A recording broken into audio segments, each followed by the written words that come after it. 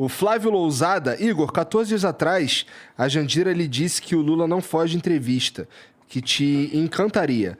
Você disse que o convidou várias vezes sem sucesso. Sabemos que ele também foge do Mitre na Band, do Roda Viva e do Glenn. A Jandira conseguiria fazer o amarelão do Lula das caras no Flow? Não sei, hein?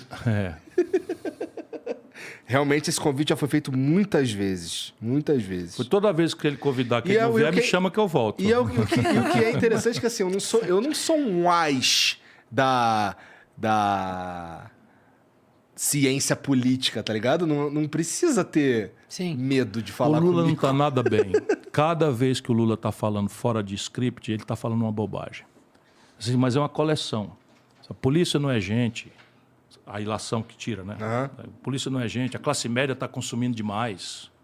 Aí ainda dá exemplo. Para que ter 2 televisões? Ele, que acabou de alugar aqui uma mansão e tal. Percebe? Que anda de jato.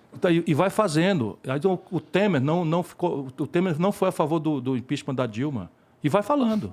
De onde é que vê esse Salles do lado do Alckmin? Você percebe? E ele é muito esperto. Ele não está nada bem. Prestem bem atenção no que eu estou falando. Conheço ele há mais de 30 anos. O Pederneiras manda aqui. Primeiro, parabéns ao trio Ciro Roland 3K. Caralho. O que é isso? Brabo. É nós três. Sim. É o nosso trio. Ciro, o que você acha de um debate PND contra liberalismo com o Rock ou o Kim? Acho que eles gostariam de propostas Topo suas na hora. como controle do Estado pela sociedade e acho que no final vocês concordariam em algo. Por fim... Por exemplo, nós concordamos na luta pelo impeachment do Bolsonaro. Eu estive lá no ato deles e o Lula sabotou. Inclusive mandou me insultar, me agredir fisicamente. No dia do ato ele fez uma coisa assim, tipo, fica em casa pra assistir uma live. Cara, é que porque pro Lula é ruim se o Bolsonaro... evidente. Mas é que as pessoas têm que perceber isso. Mas né? ele enterrou o impeachment. E agora quer que todo mundo vote nele para livrar o Brasil do Bolsonaro. O impeachment não, mas aí o voto tem que ser usado de forma... Sendo que o Bolsonaro quase cometeu em série crimes de responsabilidade. Eu assinei 3 pedidos de impeachment. Eu sou profissional de direito, assinei representação na Corte de Haia. O Lula sabotou todas as iniciativas. Porque assim, se o Lula sofre o impeachment, daí ele não pode ser... Agora, o cruel é o ele seguinte... não pode ser candidato, não é? Não é isso? Não, se o Bolsonaro sofreu impeachment, não pode ser candidato. pode ser Daí candidato. fudeu o Lula. E aí o claro. Lula enfraquece muito. É isso. E da mesma forma, quando teve o impeachment Sim, da mas Dilma, o que foi golpe, Lula pediu impeachment do Fernando Henrique, o Lula pediu impeachment do Itamar Franco. Só pra você ter uma ideia. Mas do Bolsonaro não precisa. Não, Bolsonaro não. Legal. Caralho, Bom, tá. Acho que eles gostariam dos propósitos suas, blá, blá, blá. Por fim, pra você, o que seria zerar o jogo como presidente? O que seria, coisa mais foda que você poderia fazer completei como minha presidente? missão. Completei a missão. Olha, minha questão é enfrentar a miséria. Enfrentar e superar a miséria e a desigualdade no Brasil. Porque, deixa eu te falar de novo, 5 pessoas hoje, 5... 1, 2, 3, 4, 5, não é exagero não, 5, os dedos de uma mão, hoje, dos brasileiros, acumulam a renda dos 100 milhões de brasileiros mais pobres e de classe média. Então, o Brasil não é um país do fundão da África subsaariana, onde se você pegar a riqueza potencial e dividir por cabeça, restará um país pobre. O Brasil é um país de classe média, potencialmente.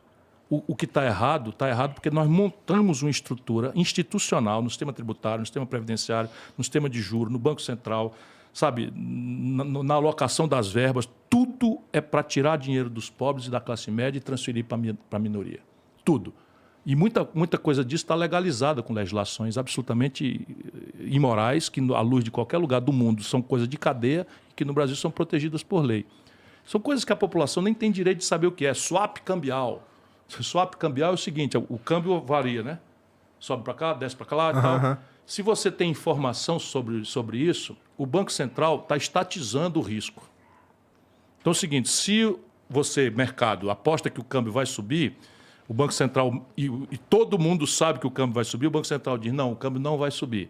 Aí então tá bom, vai, não vai, o Banco Central te dá um contrato dizendo o seguinte, se não subir, eu te pago, se subir, eu te pago a diferença, com dinheiro público.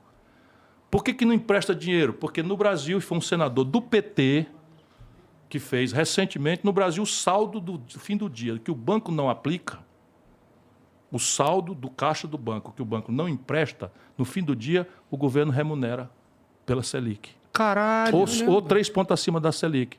Só tem isso no Brasil. Por que Isso 3 foi pontos acima? Porque o mercado está dizendo que até pouco tempo atrás que a Selic estava defasada. Ah, com o argumento da defasagem, eles pontuavam mais. 2, 3 pontos acima da Selic. E aí vai entender se é 2,5, se é coisa. Cada meio ponto desse é 60. Quer dizer, cada 1,5 ponto desse é 60 bilhões na dívida Essa pública. decisão desses pontos a mais estava atrelada a algum tipo de pesquisa ou argumentação ou era arbitrário? Picas. Mas isso é um crime declarado. Sim, mas é o que eu estou tentando dizer o tempo inteiro.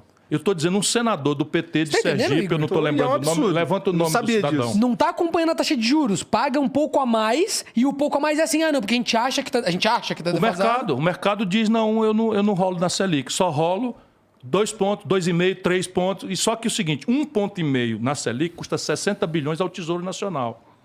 1,5 ponto na Selic custa 60 bilhões de reais por ano. Nossa, eu não sabia disso. Ao Tesouro Nacional.